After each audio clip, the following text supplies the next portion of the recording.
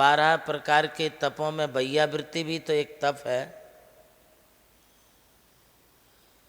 तप से तात्पर्य सिर्फ इतना ही लेना है कि ये हमारी कर्म निर्जरा के कारण है। देखिए, कई प्रकार के तप हमारे आचार्यों ने बतलाए हैं। यदि उपवास करना तप है तो उपवास करने वाले की सेवा करना भी तो तप है। उपवास करने से जितने कर्मों की निर्जरा होती है उससे और अधिक असंख्यात गुण श्रेणी कर्मों की निर्जरा तो बैयावृत्ति करने से होती है। यदि उपवास करना बहिरंग तप है तो बैयावृत्ति करना अंतरंग तप है। उपवास करने से तुम अपनी ही कर्मों की निर्जरा कर रहे हो, किंतु बैयावृत्ति करने से बैयावृत्ति करने वाला अपने भी कर्मों की निर्जरा करता है और जिसने उपवास किए हैं उसको भी साता मिलती है, इसलिए उसके भी कर्मों की निर्जरा होती है। कदाचित उपवास करते हुए तुम संक्लेश परिणाम कर लिए, कोई तुमने अपने मन में क्लेश ला लिया, राग द्वेष ला लिया, तो संक्लेश और क्लेश भाव से तुम्हारे उपवास में तुम्हें कर्म का बंध हो सकता है। किंतु बैयावृत्ति करने वाला जो बैयावृत्ति करता है तो उसके परिणाम अत्यंत शुद्ध होते हैं। उसके मन में प्रसन्नता होती है कि आज मुझे सेवा करने का अवसर मिला, और सेवा करते हुए उसे आह्लाद अर्थात सुख मिलता है, शांति मिलती है। इसलिए बैयावृत्ति के द्वारा इस अंतरंग तप को करके वह और भी असंख्यात गुण श्रेणी कर्मों की निर्जरा कर लेता है। बैयावृत्ति हम जब करते होते हैं, ये एक शब्द पहले आप समझ लें कि ये बैयावृत्ति जो शब्द है ये जिनागम का शब्द है, ये परिष्कृत शब्द है। सेवा ये शब्द सार्वजनिक शब्द है, किंतु बैयावृत्ति ये शब्द हमारे सिर्फ आपको जैनागम में ही मिलेगा। ये पारिभाषिक शब्द, इसकी डेफिनेशन आपको सिर्फ जैन शास्त्रों में मिलेगी, जबकि सेवा ये आपके लिए सर्वत्र देखने को मिलेगी। हम सेवा का निषेध नहीं कर रहे, आप सेवा भी करिए।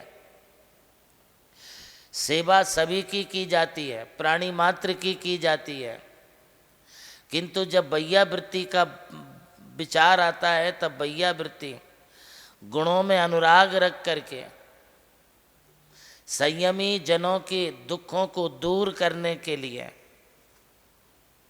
उन संयमी पुरुषों का खेद दूर हो, थकावट दूर हो, उनका परिश्रम का निराकरण हो, इसलिए उनके पैर दबाना, उनकी मालिश करना, उनकी कमर आदि दबा देना,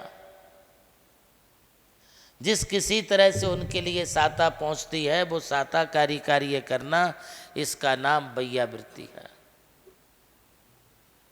यहाँ संयमी शब्द आ गया, और संयमी शब्द आने के कारण ये निश्चित हो जाता है कि जब एक संयमी दूसरे संयमी की सेवा करेगा, कोई श्रावक किसी संयमी की सेवा करेगा, तब वह सेवा करते समय निर्दोष प्राशुक द्रव्यों से सेवा करेगा।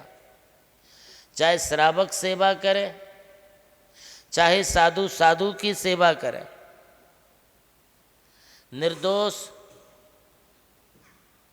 द्रव्यों से उनके दुखों को दूर करना है। ये नहीं है कि आप बैयावृत्ति कर रहे हैं तो किसी प्रकार के पापकारी द्रव्यों को लेकर के आप नहीं कर सकते हैं। यदि साधु चल कर के आया है तो आप उसे शुद्ध प्राशुक पानी जो छना हुआ गर्म करके आप देते हैं, उस पानी से उसकी पाँव पानी में रखे जाएंगे, वो एक प्राशुक द्रव्य माना है। आप ठंडे पानी से साधु के लिए ऐसा नहीं कर सकते हैं। इसलिए सेवा और बैया वृत्ति में काफ़ी डिफरेंस आ गया। सेवा किसी की भी की जा सकती है, वहाँ परस्परोपकार जीवानाम का भाव है, एक दूसरे के प्रति उपकार की वृत्ति रखना। जब हम अंतरंग तप की ओर चलते हैं तो इस बैया वृत्ति में आपके लिए बात का ध्यान रखना होगा कि हम बैया वृत्ति के लिए निकले हैं। आपका अपना द्रव्य हो, जैसे आहार दान देने के लिए अपने स्वयं का द्रव्य होता है और वो स्वयं का द्रव्य स्वहस्तेन अपने हाथ से दिया जाता है तो वो दान है। हालांकि समंत भद्राचार्य ने आहार दान को भी बैया वृत्ति में अंतर्भूत कर लिया और उन्होंने पूजा करने को भी बैया वृत्ति में अंतर्भूत कर लिया।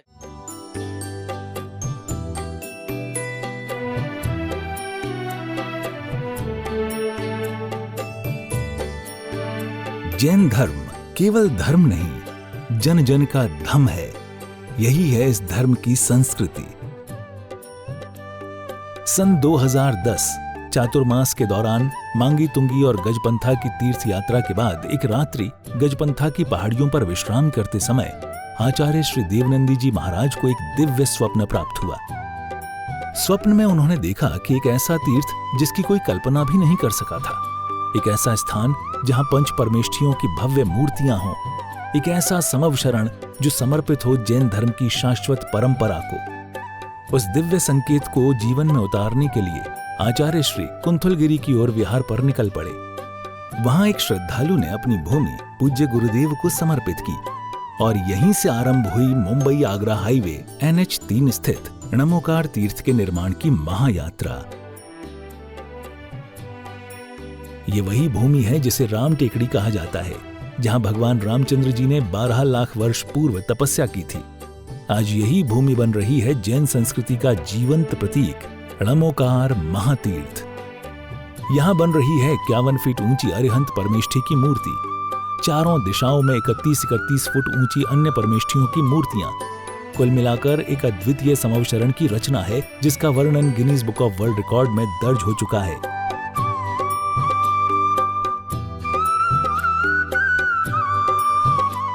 इस भव्य मंदिर जी में स्थापित किए जा रहे हैं 24 तीर्थंकरों के 24 मंदिर, पंचमेरु, नंदीश्वर द्वीप, नवदेवता और 64 रिद्धि मंदिर, सप्तऋषि मंदिर और गोमटेश्वर बाहुबली, संवेद शिखर जी की झलक और क्षेत्रपाल मंदिर। यहाँ पर अब तक 250 से अधिक कमरे निर्मित हो चुके हैं, जिनमें 75 साधु साध्वियों के लिए एवं यात्री निवास आधुनिक सुविधाओं से युक्त है। AC रूम, भोजनशाला, कैंटीन और विशाल गुरु मंदिर।